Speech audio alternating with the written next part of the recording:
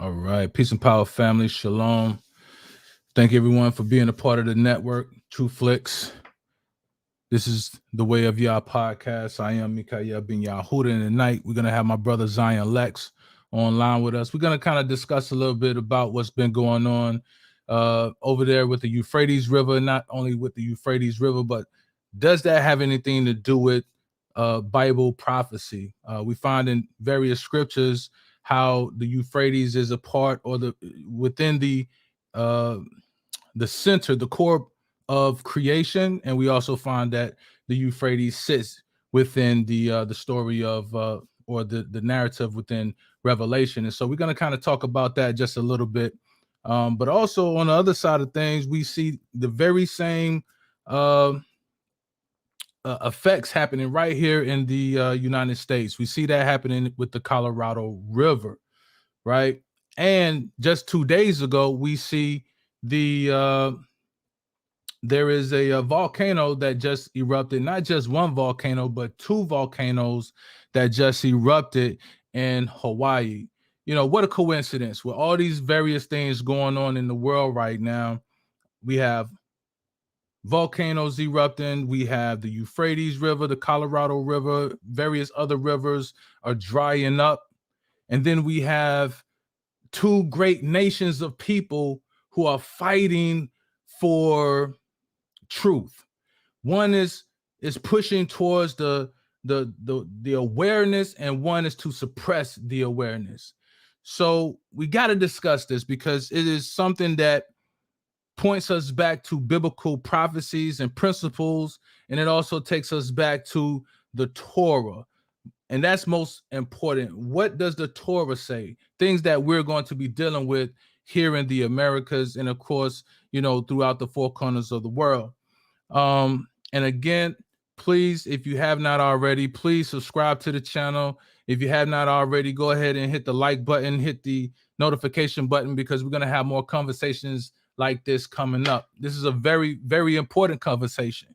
If you haven't been having that conversation with anybody else, you're going to have it right here, because see, one thing about True Flicks Network, the Way of Yah, we're focusing on making sure that we provide you with the information that you need, that is pertinent to your holistic health, right? You can go to a lot of these other channels and get all of the extra and, you know, the new updated information that's happening around the world as far as, you know, entertainment goes. But when it comes to Bible prophecy, when it comes to understanding the Torah, this is where you should be at right here, because we're about building, we're about unifying and to strengthen our community. If you're not about strengthening your community, this ain't the place for you. Let's just keep it 100. Let's keep it 1,000. This ain't the place for you, right?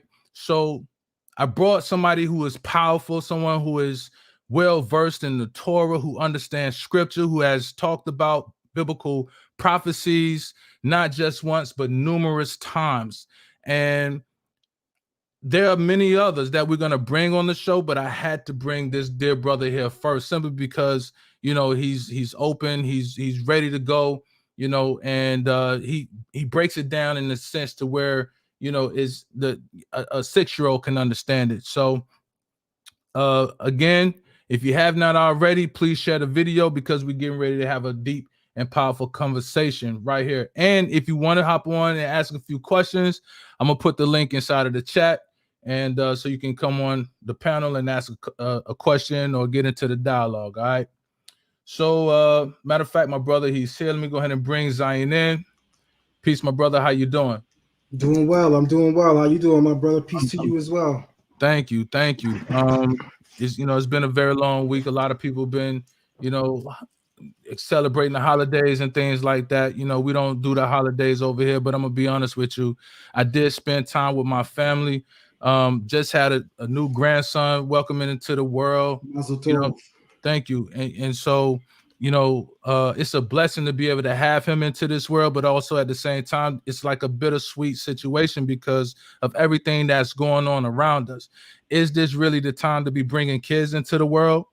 Some would say no, but when you look into those young, beautiful eyes and see that life, you can't help but say, okay, I got something here, you know what I'm saying, that's going to be able to carry that torch, someone that's going to be able to bring forth that information the way that they need it during their time. So we're going to continue to move forward with that. So, but anyway, let's get into the subject. The topic of the discussion tonight is about the Euphrates River and how that applies to biblical prophecy.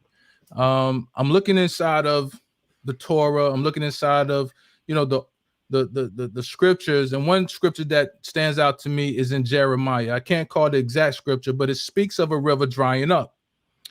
And I fast forward and move over into the book of Revelations, and it speaks about a river drying up, and it's more specific. It calls this name out as the river Euphrates.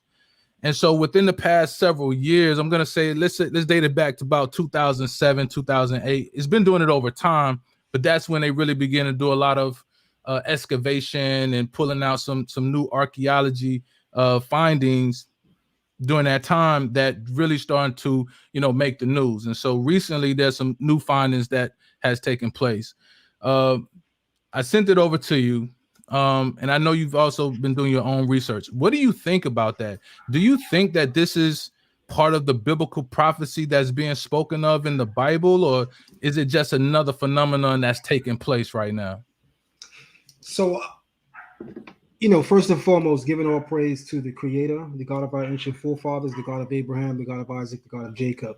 I'm a very skeptical individual. I will admit that, which means the first I go to give something a yay, I do have that mind of skepticism to take a stand back for the more plausible nay or no, right? So I have that personality about me. I say that to say that I'm very patient when it comes to revelation.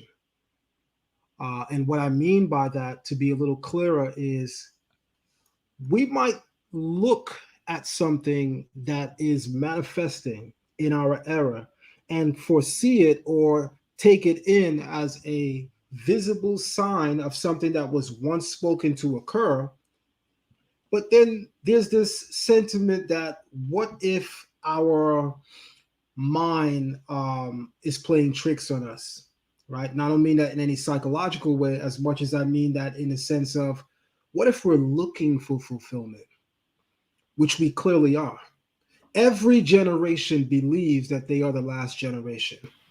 Part of that is the ego of man, right? Our ego tells us that we must be included in that final redemption. So every generation, there is a segment among the people, if not a large segment, that feel that this redemption, the rejuvenation of the world, the restoration of the sovereignty of the Creator will happen in one of our lifetimes.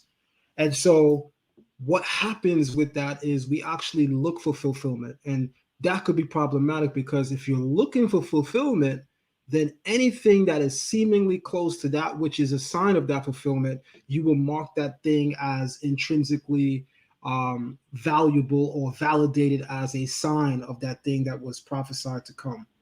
And so I remain deeply skeptical about this particular sign. And that's not that to say or suggest that I negate the possibility. There's a difference between saying that one is skeptical as opposed to me saying I completely negate the possibility.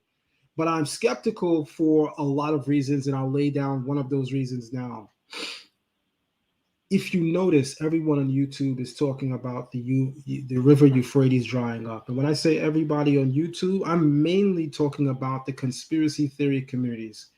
Many of them that are widely known to be that conspiracy theorists, they've all drowned in on this one, honed in on this one notion, this one idea. And so the thing that baffles or possibly strikes me as a red flag are some of the conversations surrounding the drying of the Euphrates, which is to say that you can hear sounds coming from underground. And people reporting zombies or creatures. You see, it's that part of the revelation that I know I'm not with, right? So those are the things that draw my skepticism out even more.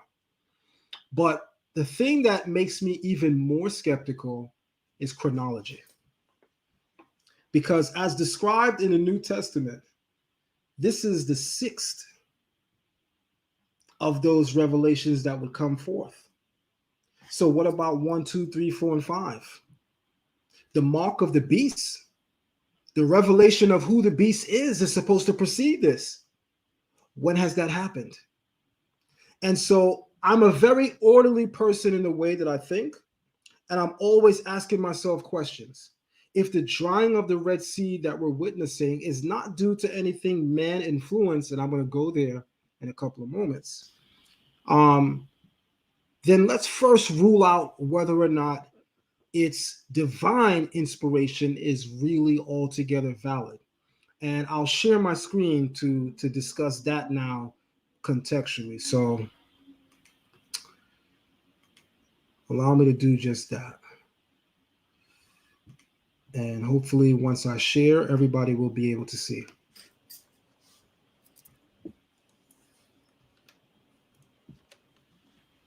And as soon as everybody could see, I am ready to have a more lengthy discussion. Can you, is my screen? Okay, I see it now. All right. I'm going to start at Revelation 15. In Revelation 15, there's a prophecy given, which says 7 angels with 7 plagues. And it says, and I saw another sign in heaven, great and marvelous, 7 angels having the 7 last plagues. For in them is filled up the wrath of God. And I saw, as it were, a sea of glass commingled with fire, and them that had gotten the victory over the beast and over his image and over his mark and over the number of his name stand on the sea of glass, having the harps of God. And they sing the song of Moses, the servant of God, and the song of the Lamb, saying, great and marvelous are thy works, Lord God Almighty, just and true are thy ways, thou King of saints. Who shall not fear thee, O Lord, and glorify thy name? For thou only art holy, for all nations shall come and worship before thee, for thy judgment are made manifest. It says, and after that I looked, and behold, the temple of the tabernacle of the testimony in heaven was open, and the 7 angels came out of the temple, having the 7 plagues, clothed in pure and white linen, and having their breasts girded with golden girdles. And one of the 4 beasts gave unto the 7 angels 7 golden vials full of the wrath of God, who lived forever and ever. And the temple was filled with smoke from the glory of God, from his power, and no one was able to enter into the temple till the 7 plagues of the 7 angels were fulfilled. Chapter 16. And I heard a great voice out of the temple saying to the 7 angels, go your way and pour out the vials of the wrath of God upon the earth. And the first went and poured out his vial upon the earth, and there fell a noisome and grievous sore upon the men which had the mark of the beast, and upon them which worshipped his image. So this is the first. Then it says, and the second angel poured out his vial upon the sea, and it became as the blood of a dead man, and every living soul died in the sea. So if I was to comment briefly, I would say that in this prophecy brought forth in the book of Revelations, there's a chain of causation, and that which is foretold in prophecy is seemingly orderly, right? There's an order to how these things are coming and being revealed and made manifest. Right. It says in verse 4, and the third angel poured out his vial upon the rivers and fountains of waters, and they became blood. And I heard the angel of the water say, thou art righteous, O Lord, which art and was and shall be, because thou hast judged us. For they have shed the blood of the saints and prophets, and thou hast given them blood to drink, for they are worthy. And I heard another out of the altar and say, even so, Lord God Almighty, true and righteous are thy judgment. So some of these plagues, in essence, are meant to replicate the series of plagues that rained down upon Egypt or ancient Kemet of old, except it's multiplied and far more manifold in manifestation. Having said that, we speak in the Old Testament and Tanakh of the river Nile, or of Yam Suf, the river Nile being filled with blood, right? The blood of the saints, or the blood of the children of Israel. In this case, in the final redemption, just prior to the final redemption, this prophecy suggests or alludes to manifold, multiple rivers becoming filled with blood. So that's interesting because this is revealed as the third of the seven that is to come. And the fourth angel poured out his vial upon the sun, and power was given to scorch men with fire. And men were scorched with great heat and blasphemed the name of God as a result. I'm adding, which hath power over these plagues, and they repented not to give him glory. So in this prophecy, it is foretold that the sun will manifest in a greater glory to the extent that many of the children of men would be scorched. Mm-hmm. This has not come into revelation or fruition yet, manifestation.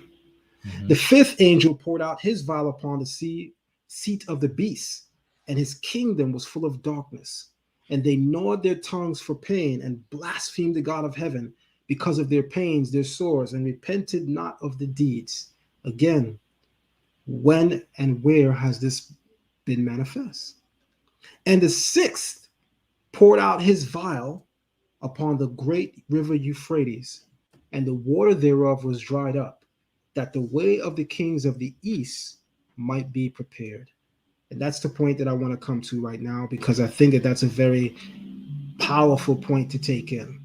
There are a series of manifestations, divine manifestations, as it were, based on this prophecy that should precede the sixth. Mm-hmm. But we've seen none of them yet. Right. And if this sixth is truly representative of that, mm-hmm. then why haven't we seen the five which are said to precede it? Mm.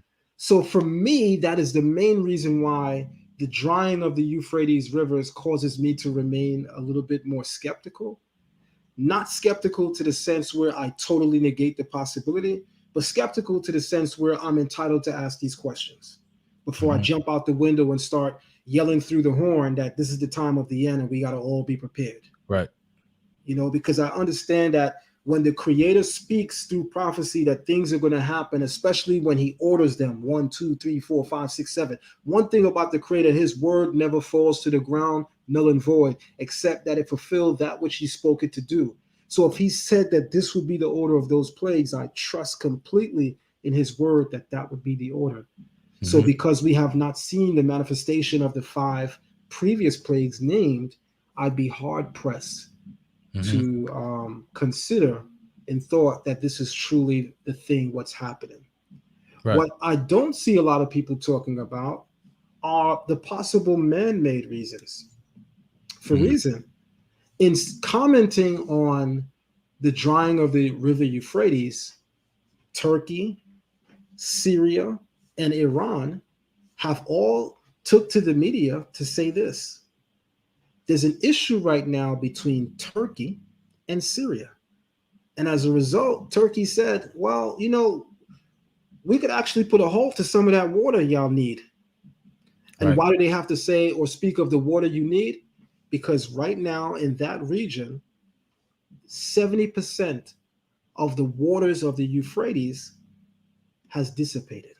It's dried up. And that's a huge percent. Huge. Yeah. Right. And they haven't seen great rain in a very long time. So these are the things that I have to ask myself now. Because is it something that's divine or is it man-made? Right. Yep. What are your thoughts? Nah, you know, and you brought me to that point because as I was reading it, I'm seeing the exact same thing. Because at first I was kind of like, man, I don't know what's really going on here. And I went to go back and read the scriptures and I'm like, okay, I haven't seen that yet. I haven't seen this yet. You know, none of those things are taking place. So we jump from 1 all the way to 6. So as I'm looking in the story, I'm seeing this division where they're talking about, well, you know, the water, like you're saying, is they had an agreement, right? And so with that agreement, they were supposed to split the water, whatever a percentage for their community versus this community. And so now it creates some type of political divide to wherein they have reason to possibly go to war. I'm gonna say, you know, it creates that platform for war. You know what I'm saying? And again, war makes money. You know, that's right. It makes money, and so that's something to look at, because I'm seeing the exact same thing with what's happening with the Colorado River, because the only individuals that's really making a big fuss about it is the Native American tribes out there in Colorado, and so they're going to court about it, and the water that's left there in Lake Mead, that reservoir belongs to the Native Americans. And so what the city of Nevada, not Nevada, but the what is it, Las Vegas. So what Las Vegas has done is they're digging a tunnel up under there to redirect some of the water, because when those surrounding cities around Las Vegas is depleted from out of water, that other percentage that belongs to Las Vegas would get redirected to them, and then the other water be redirected to the Native Americans. Exactly. So I'm seeing exactly what you're saying here. That is politically driven. That's right. But for a person who doesn't read, it's like, yeah, that's biblical prophecy. We're living in the end times. That's right. That's right. Yeah. That's why it would be very important for those among us, yourself, myself, and many other teachers who are a little bit more studious and a little bit more cautious with how we embrace information, right? Mm-hmm. We already are, as Bible believers, the laughing stock among academia, because many academians would argue in 2022, you still believe the Bible, right? So we're still regarded by many academians who are against and anti-Bible. We're the laughing stock.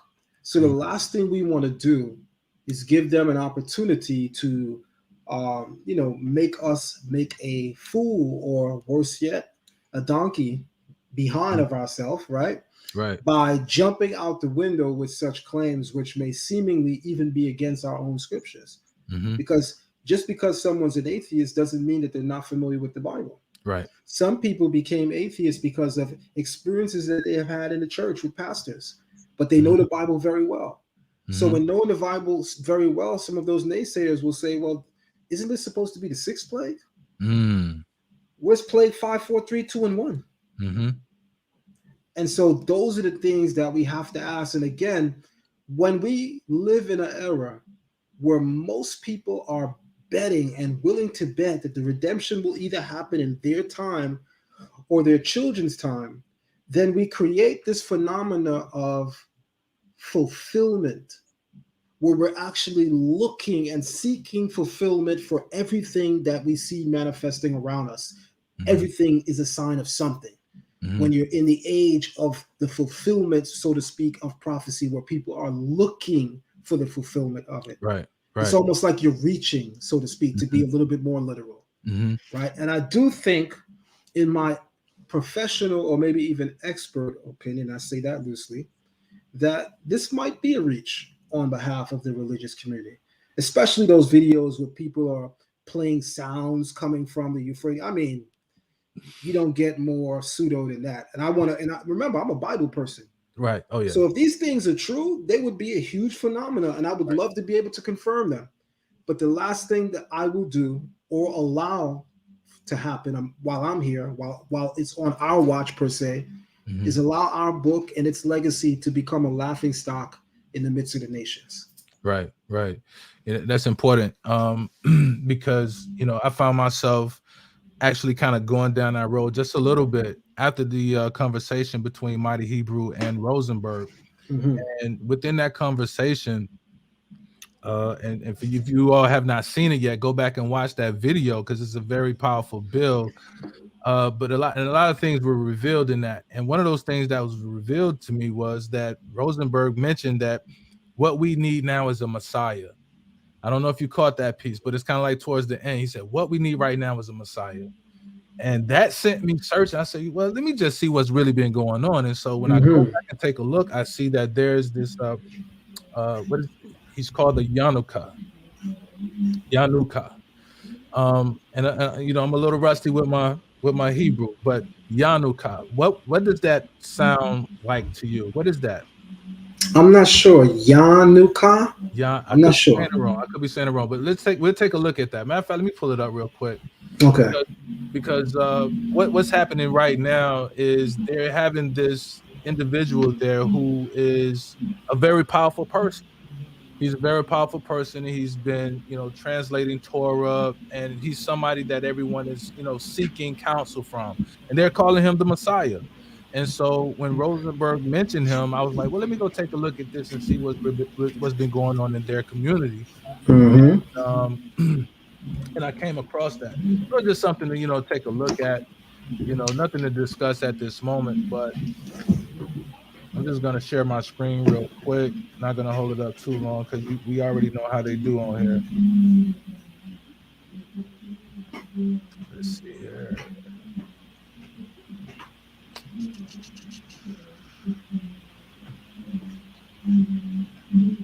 We're gonna go here with it.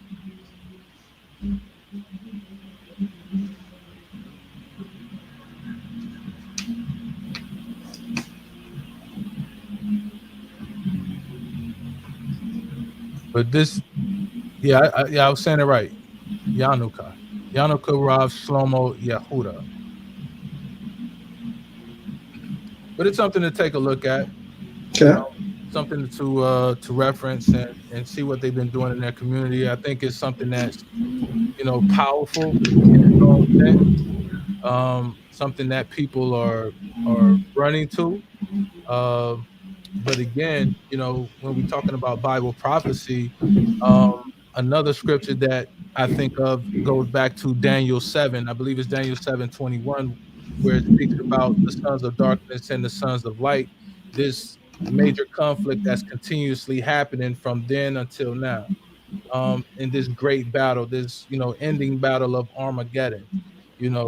Right now we're seeing a huge uproar, a clash of the titans, I would say, between two communities on a particular subject of identity. One professes an identity, which is Israelites, and one says you are not an Israelite. Would you compare Daniel 7:21, the sons of darkness and light, to this particular situation, or no? Um, to a certain extent, you can, and to a certain extent, you can't. Mm-hmm. Right? Because the real intrinsic meaning behind the sons of light and the sons of darkness really pertains to those children in the world, those children of God, mind you, in the world, who are steadfast and dedicated to fulfilling the Creator's will, and the sons of darkness are not the children of God, right? Those who have forfeited that birthright and have gave in to the wickedness of this world, right? So those who want to foster evil, bloodshed, and murder in the world, lawlessness. Mm-hmm. And so you have some of that in every single generation. But to intrinsically apply it to this particular situation, yes and no. I say yes in part because I'm always I'm always asking questions, and I'm sorry if at this point I'm a broken record, but I'm always asking questions, and my questions that I have in this moment about this is, what if there is a confederacy, right, behind closed doors among the elite that may come together and say, listen, the people of the world already have adopted religion and these religious views as set forth in the Bible. Why not speed up the coming of their Messiah by providing the conditions that the Bible says he would emerge in, and then by giving them a Messiah that we install, i.e., a false Messiah? Mm.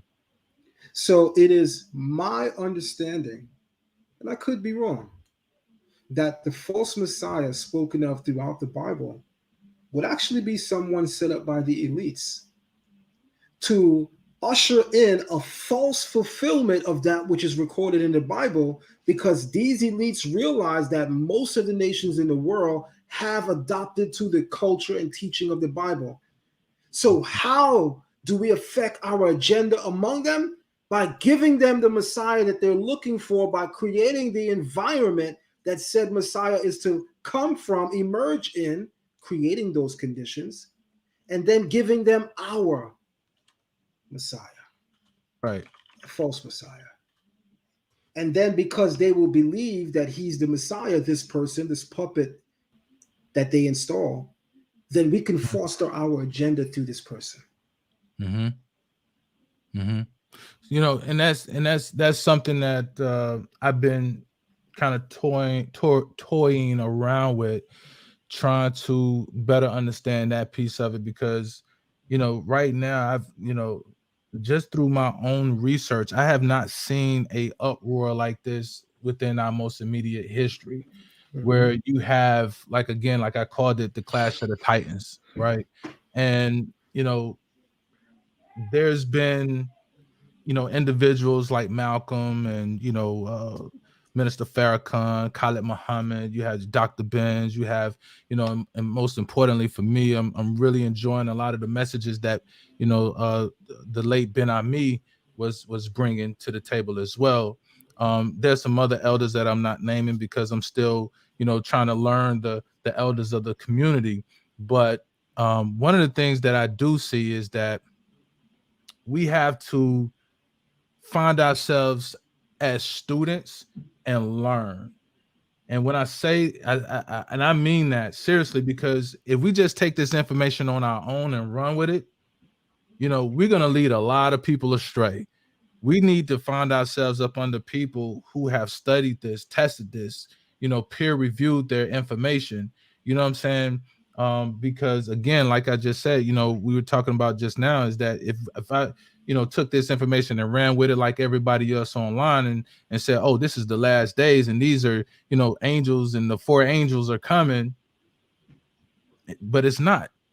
Somebody just left a comment in here just a second ago and said, people been talking about these are the last days for years. That's right. That's right. You know what I'm That's saying? right. Like every generation, somebody saying these are the last days. It's the end That's of a fact. time. You know, you better get your life together. They In dead. every generation, you could rest assured that there's someone, some group that believes they are in the last days. Right.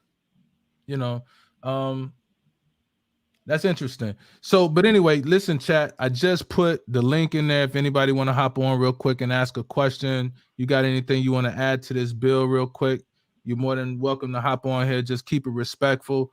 You know what I'm saying? I want to open up the doors for you, because, you know, we're trying to build, and I'm looking for people who can, you know, bring some value to the team. You know what I'm saying? I'm sure somebody on here has something really great to provide and bring to the table. So the link is in the chat. Make sure you like the video. Go and subscribe to Zion's page if you're not already subscribed to Zion Lexx TV. And again, Zion, I want to appreciate you coming on here and having this discussion with me, because it's very important when it comes to understanding the Torah, understanding, you know, where we are today. And also too, you know, just off the bill earlier, you know, I saw, you know, the video that you did, you posted, you know, there with on Sinetta, you was asked a couple of questions there talking about, you know, anti-Semitism. I see it's still a big thing. People are still having this conversation, so I don't think it's really going anywhere. Right. We're under the microscope right now. You know, everything we say and do, people are evaluating that. That's right. What do you have to say to that in that dialogue conversation, you know, from earlier? It shows you that this thing is not dying down that easy. Even though we're about, let's say, 4 or almost 5 weeks from the time that this kicked off with Kanye and that Drink Champs interview. Right? We're possibly 5 weeks in now from when that all started. And normally that would still sound like, well, it's still the beginning, right? But no, we live in an era of social media. Today's news become, you know, yesterday's news in 2 hours. And so in such a fast-paced era in the transmission of information, things can get lost, sidestepped, overstepped very easily. Conversations get drowned out easy. The conversation that a person is having now on social media will be drowned out, rest assured, in the morning with the next new thing. Right. So when you see a particular topic surviving this many weeks consecutively, there's certainly something brewing to it when there's nothing really that has come to top this topic yet. You know, social media and how it works.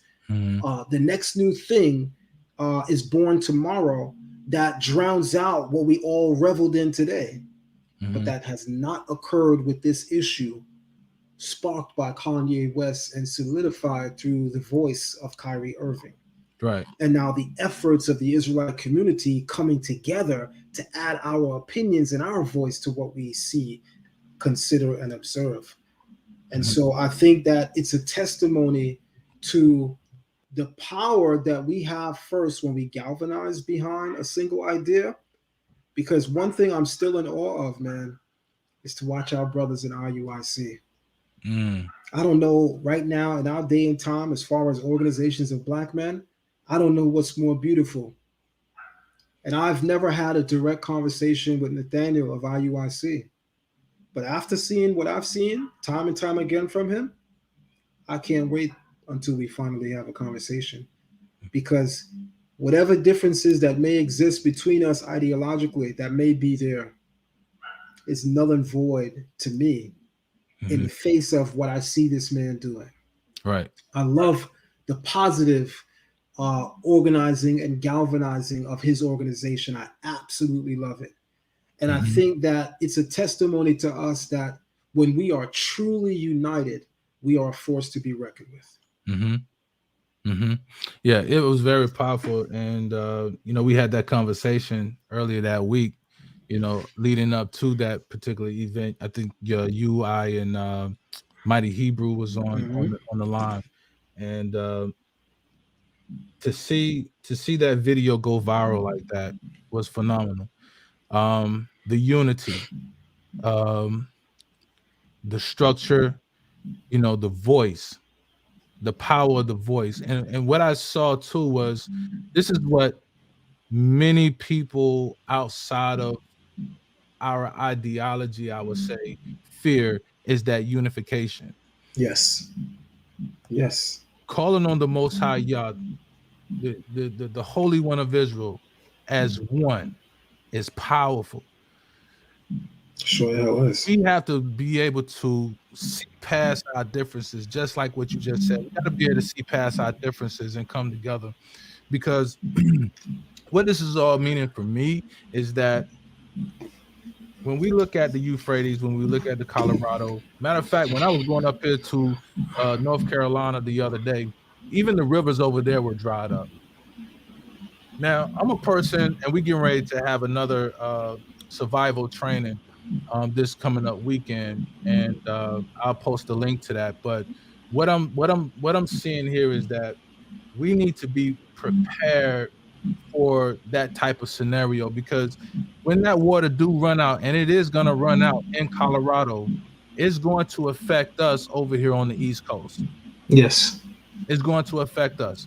It's going to affect the people on the West Coast most definitely, but over here on the East Coast, we're going to end up paying for that. So the pricing of water is going to go through the roof. People are not going to be able to pay for that water. Where you may be paying for $1 now, the price of water is going to go to at least about $4 to $5 for a bottle of water during this entire crisis. Now, just imagine that's just a bottle of 16 9-ounce bottle of water. Now, I'm in the water industry. I have a water business. I distribute water throughout, the city of Atlanta. So I understand and know the direction of where this business is going and how they're already taxing me already on the pricing of water. So we got to be prepared, even though we may not be in a situation where you know we had to run outside and go sleep out in the woods, but we still need to be prepared just on the micro scale of having water already prepared, having food in our pantry. Because when we look at the children of Israel when they were in Egypt and getting ready to leave, and the Most High says, "Listen, hey man, just put your clothes on, be ready to go." They didn't take anything with them but a few things. We're not we that's not gonna happen for us. That's not happening to us. So we're gonna have to be prepared on that level when that day comes. Yes. You see what I'm saying? We have to think that way. I don't know what it's like there where you are, but here when I go inside of like what is it, the Dollar General, we have Dollar Generals here, right? Yeah. And when you go in here, like half the shelves are already gone. You go into some of the Walmarts here, depending on what side of town you in, a lot of the food are off the shelves already. You see what I'm saying? So, we just during the pandemic, we were looking at babies not even having enough formula. That's right.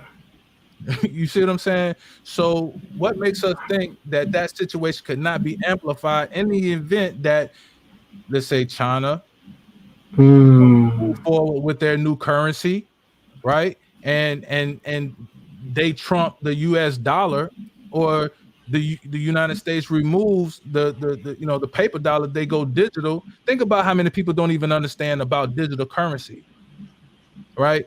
How that's going to affect them. They don't even know how to send emails per se. That's right. That's right. You see what I'm saying? So those people are going to be affected, right?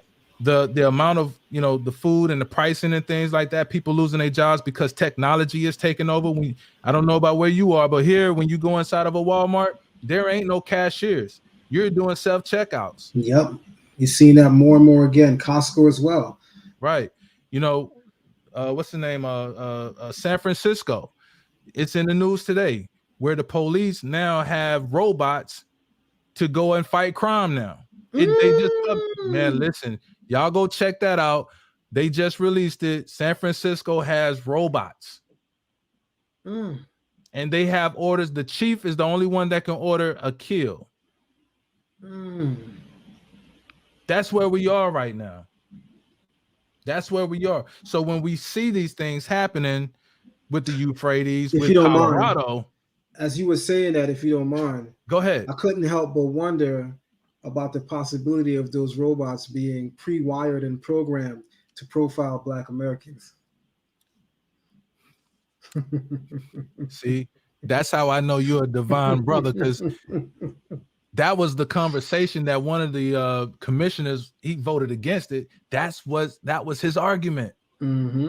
Because you have to reason that one of the things that would fuel their training is to look at statistics, to look at the written record on what it says about various demographics and ethnicities as it pertains to crime. And unfortunately, our people are always given the bad end on that stick. And so you have to reason that how well can a robot give an initiative in terms of judgment, right? In terms of on-the-spot judgment that can come, in my opinion, only from a human being, to make an on-the-spot judgment that is taken away or could be void of any statistics or negativity, right? Which is intrinsic to man or to human beings and to human way of thinking. And so I'm deeply skeptical about robots policing the world. We already get enough issues from the puppets we see in the police departments in this country, and make no mistake about it, they are puppets. We already get enough hell from them. Now you're giving us a robot that's probably pre-wired and programmed to do the same thing that y'all doing and get away with it because maybe that they're a little bit more better because they're programmed and pre-wired.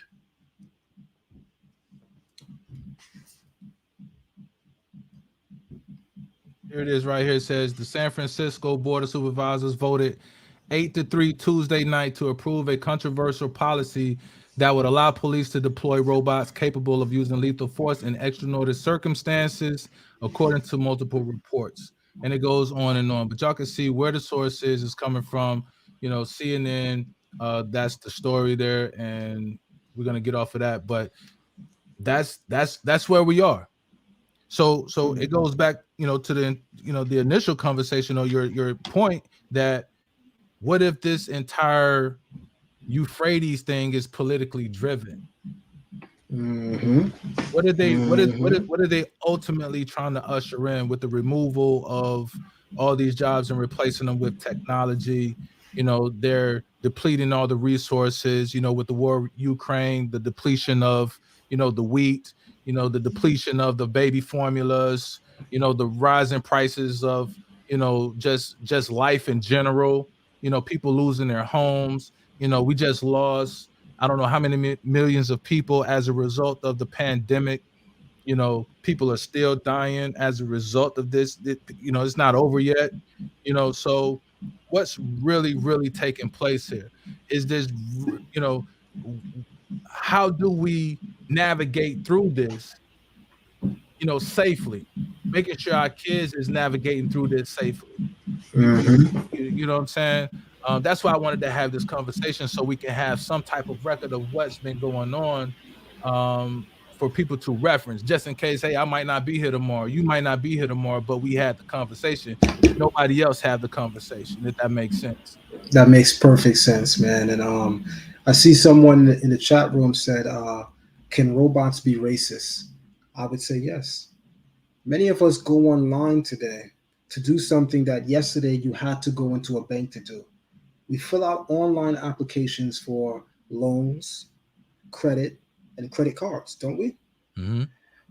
Soon as you type in your address and your zip code, and they realize that's the hood, guess who's not getting a loan? Guess who's not getting a credit card? Right. So systematically, much of the banking system, and we know this trickles down to many areas and many municipalities, but in speaking of the banking system in this moment, systemically and systematically, they're already predisposed and posed to be racist. We're already seeing this. For at Mm-hmm. least the last 20 years in this country, we're seeing this. Mm-hmm. All right. So, yes, quote unquote, robots can be racist because they have to be programmed, right? Right. They have to be wired, right? They have to be given what? Instructions, right? And then who is the person giving the instructions? We have to use our brains. Mm-hmm. Mm-hmm. All right, y'all. Listen, we're not gonna be on here all night. So anybody want to hop on real quick, ask any questions? I see y'all in the chat. You know, you got a few more minutes and then we're gonna hop off this thing. But make sure y'all share this video, leave a comment, you know. But again, Zion, you know, the thing is this, man. Prophecy is real, but we gotta know how to discern what is real and what is not real. Yes. And that takes a level of study. Yes. And Yeah. I still find myself having conversations with Christians because I come from a Christian background, Mhm. and I still, you know, have to help people understand my position on the way I think and way I move now. But I do find myself in a lot of conversations where we do kind of align a lot.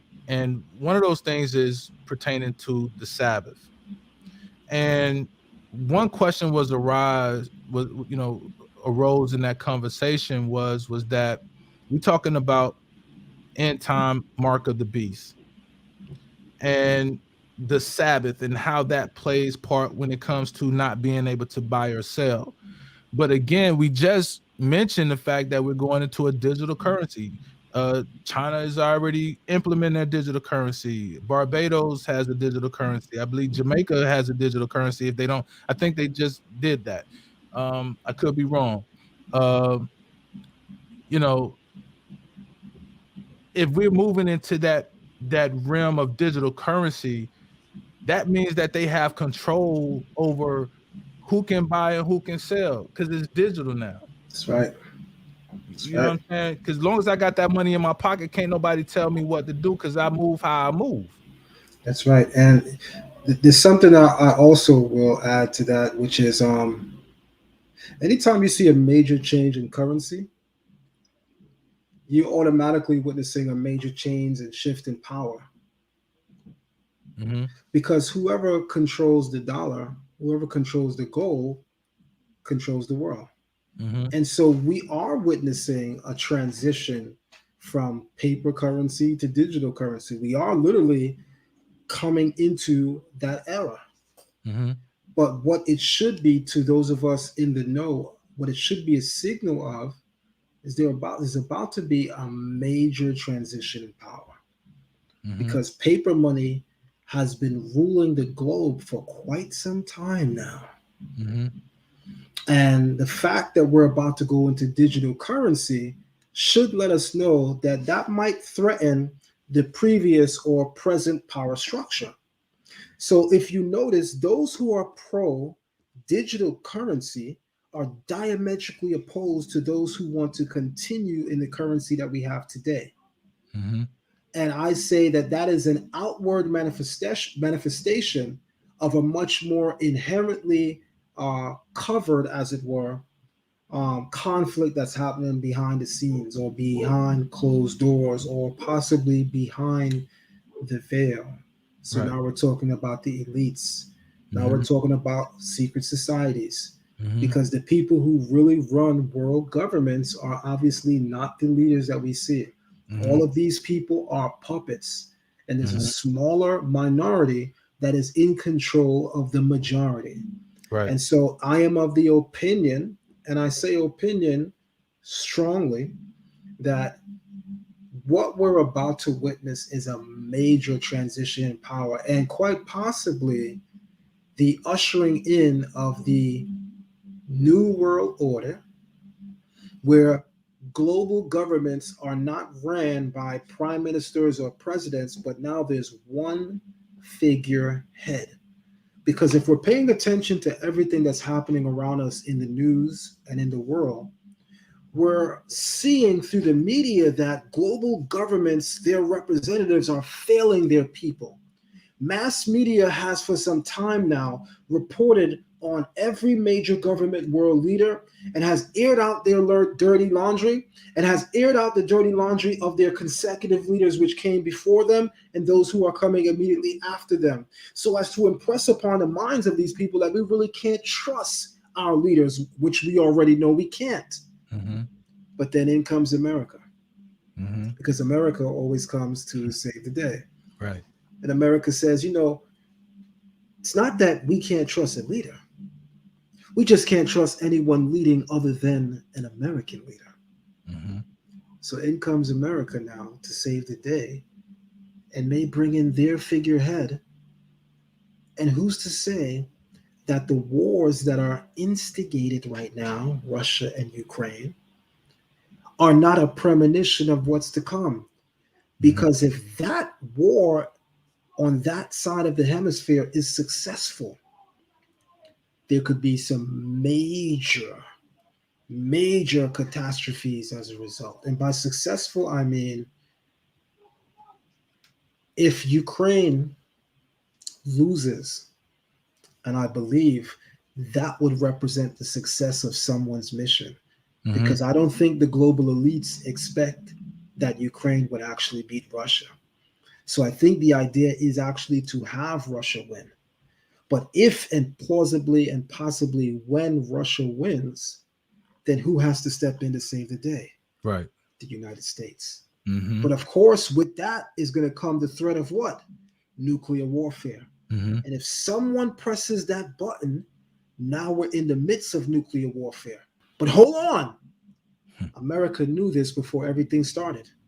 Mm-hmm. So if someone jumps into certain death moments before this thing is set off, then you have to reason that they're working on some information that no one is privy to.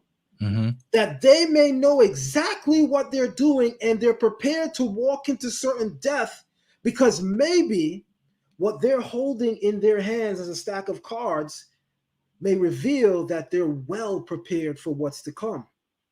And so if there's imminent danger and threat for nuclear warfare, yet America still rushes in boldly, I have to ask myself some questions.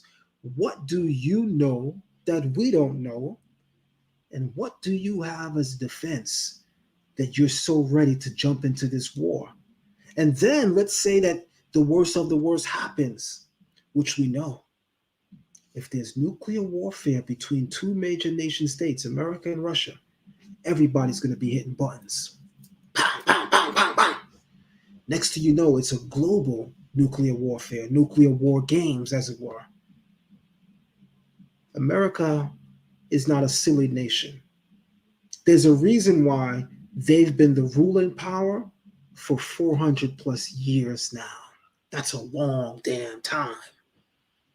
Egypt been a nation longer than 400 years, but where can you see in Egyptian history that they ruled the world for 400 consecutive years? The United States can say that, though. So clearly, this is a people who are filled and well replete with strategy. And so I'm somewhat of an intelligent person, I like to sometimes think. And I'm going to ask myself, if a person is ready to jump into certain war, then perhaps they're ready for what comes with that. And it's quite plausible or highly plausible to say, suggest, or allude to that since it's possible that they're ready for that, what would be left of major nations after a nuclear war? Not much. 2/3 of the population could easily be lost from nuclear warfare. That's a known fact. That it's highly plausible that 2/3 of the world's global population could be lost.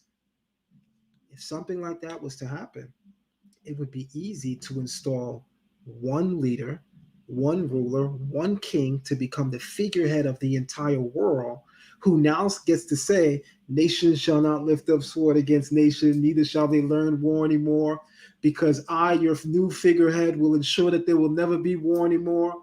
All the while, now you have to follow their agenda. But their greater agenda is to take you away from God. But they've done it in a way that you think they're the new messianic figure. So you think that you're serving in this new kingdom when you're now under a new regime, under the new world order.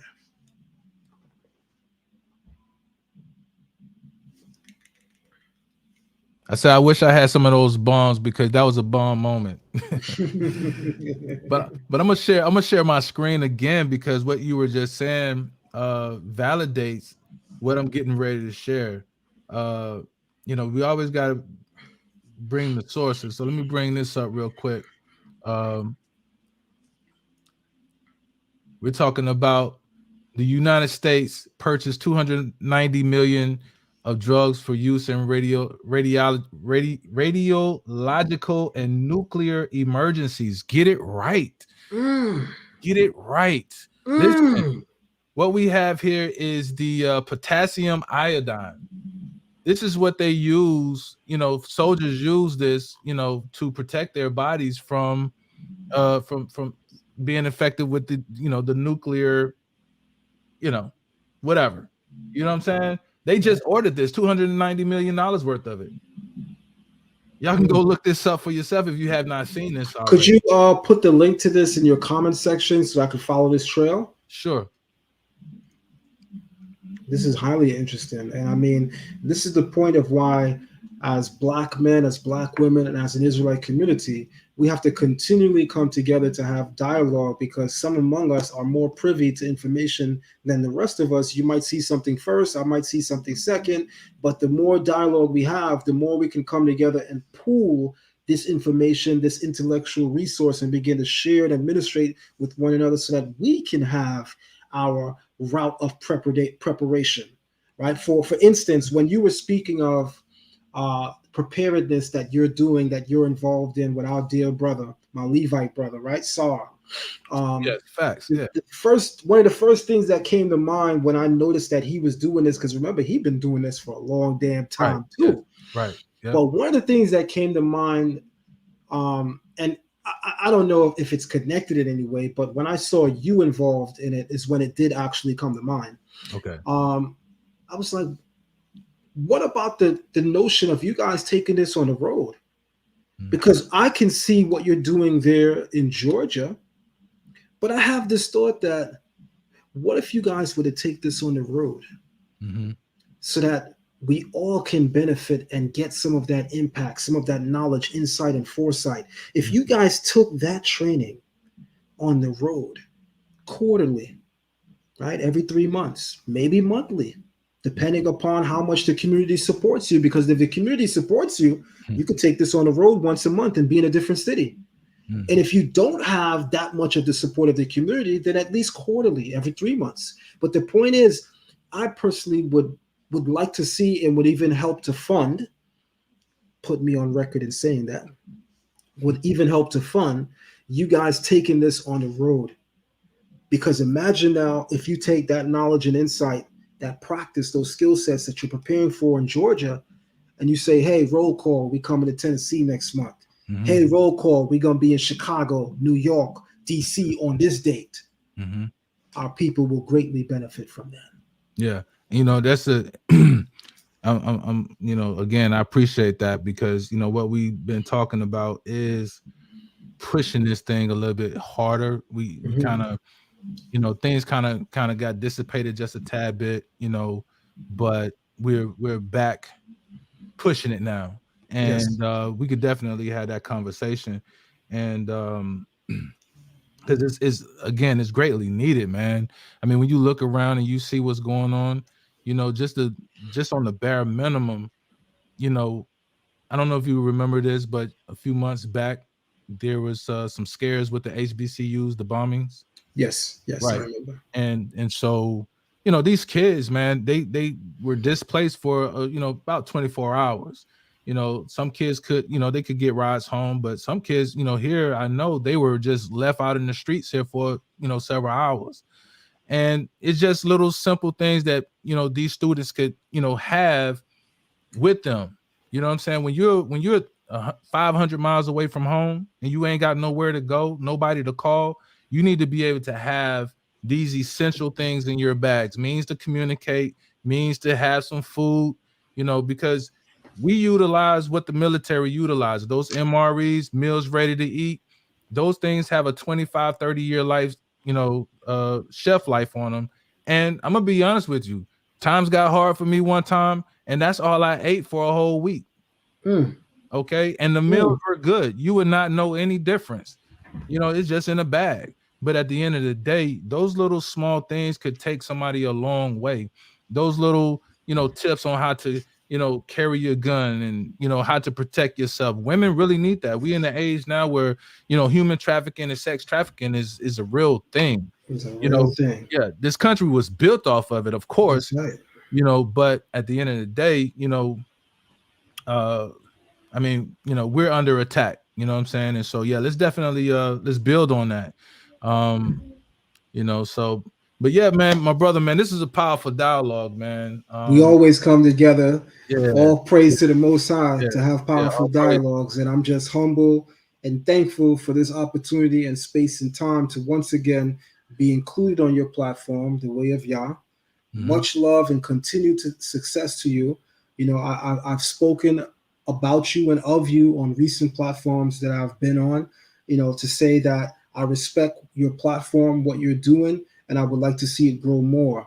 And I've always asked and will continue to ask my community, my segment within the greater community, to even come together to help support what it is that you're doing specifically. Because if we can galvanize our communities and the community at large to support one another, then that's the success of the community at large. When we're able to support one another, what keeps the Jewish community thriving as a community is their uncompromising efforts to support one another 110%.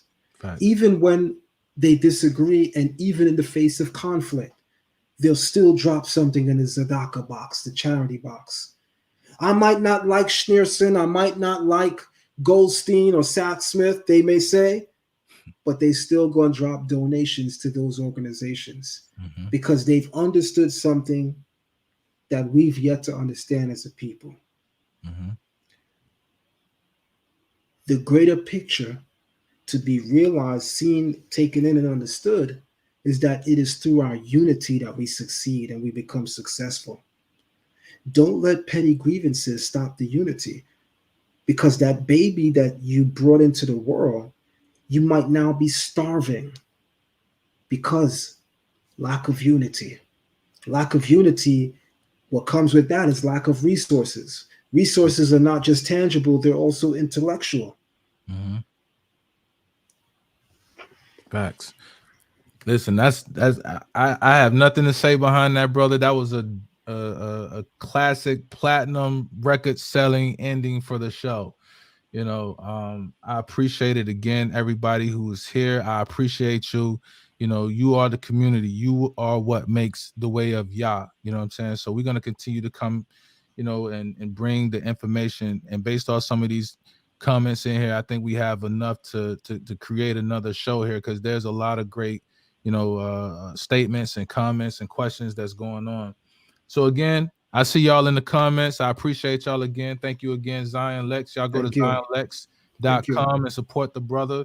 He has his Hebrew classes. What other classes are you teaching now? Because I see you got like you So added. we got a whole lot going on, man. We have a rabbinical course that started a little over a month ago.